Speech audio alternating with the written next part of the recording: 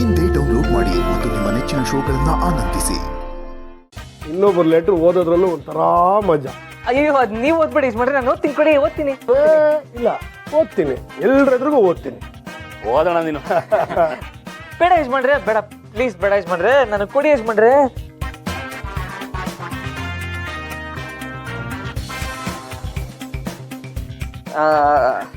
ಗಾಬರಿ ಆಗ್ಬಿಟ್ಯಾ ಪಾಪ. ನೋಡಪ್ಪ, ನಿಮ್ಮಿಬ್ಬರನ್ನ ಸೇರ್ಸೋದಷ್ಟೇ ನನ್ನ ಕೆಲಸ. ಗಂಡ ಹೆಂಡತಿ ಸೇರಿದ ಮೇಲೆ ನಾವು ಯಾರು ತಲೆನೇ ಹಾಕಲ್ಲ. ಎಷ್ಟೆಷ್ಟು ಮಾತು ಬರುತ್ತೆ ಹೋಗುತ್ತೆ ಅಂತ ನನಗೂ ಗೊತ್ತಿದೆ. ಇದು ನಿನ್ನ ಲೆಟ್ರು, ನೀನೇ ಇಟ್ಕೊ.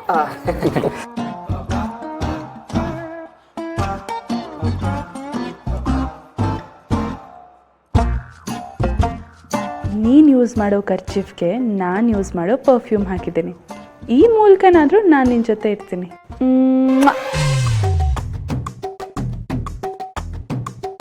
ಓಹೋ, ಕೈ ತುತ್ತಿನ ಜೊತೆಗೆ ಸಿಹಿ ಮುತ್ತು ಕೊಟ್ಟಿರಬೇಕು. ನಿಮ್ಗೆ ಹೆಂಗೆ ಗೊತ್ತಾಯ್ತು ಯಜಮಾನ್ರೆ?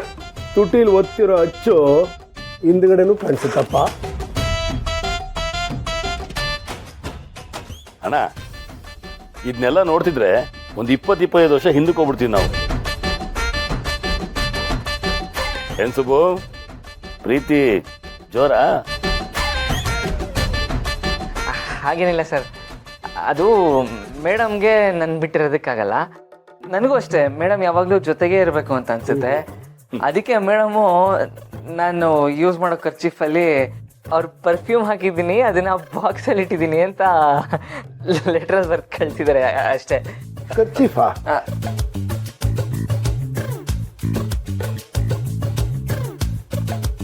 ತಗೊಳಪ್ಪ.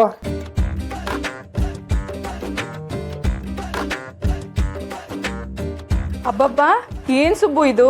ಈಗಿನ ಕಾಲದಲ್ಲೂ ಕರ್ಚೀಫಲ್ಲಿ ಲವ್ ಲೆಟ್ರಲ್ಲಿ ಪ್ರೀತಿ ನಡೀತಿದ್ಯಾ?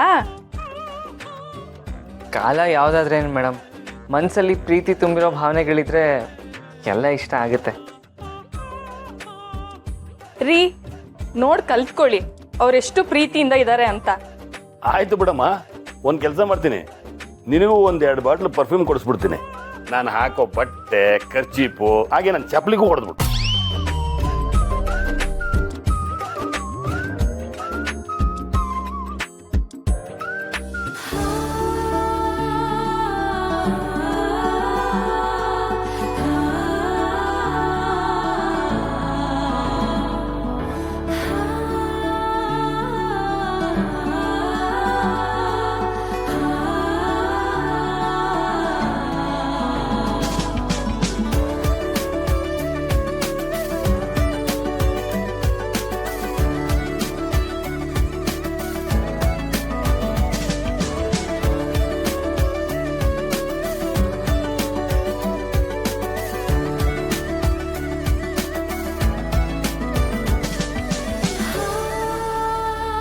ಸುಬ್ರಹ್ಮಣ್ಯ, ಒಳ್ಳೆ ಕೆಲ್ಸಕ್ಕೆ ಹೋಗ್ತೀನಿ ಅಂತ ಅಂದೆ.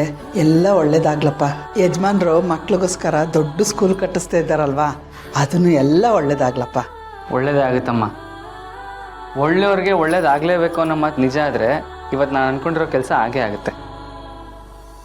ಹುಷಾರಾಗಿ ಹೋಗ್ಬಿಟ್ಟ ಸುಬ್ಬು, ಸಂಜೆ ಬೇಗ ಬಾ, ಕಾಯ್ತಾ ಇರ್ತೀನಿ. ಸರಿ ಮೇಡಮ್, ಬರ್ತೀನಿ. ಕರ್ಚೀಫ್ ಮತ್ತೆ ಅನ್ಸುತ್ತೆ. ತಗೊಂಬರ್ತೀನಿ. ಆಗ್ಲೇ ನಾನು ನಿನ್ನ ಜೇಬಲ್ಲಿ ಇಟ್ಟಿದ್ದೀನಿ. ಹೌದಾ? ಅಯ್ಯಯ್ಯೋ, ಗೊತ್ತೇ ಆಗಿಲ್ಲ. ಸುಬ್ರಹ್ಮಣ್ಯ, ನಾನು ಕೊಡೋ ಖರ್ಚು ಬೇಡವೇನಪ್ಪ?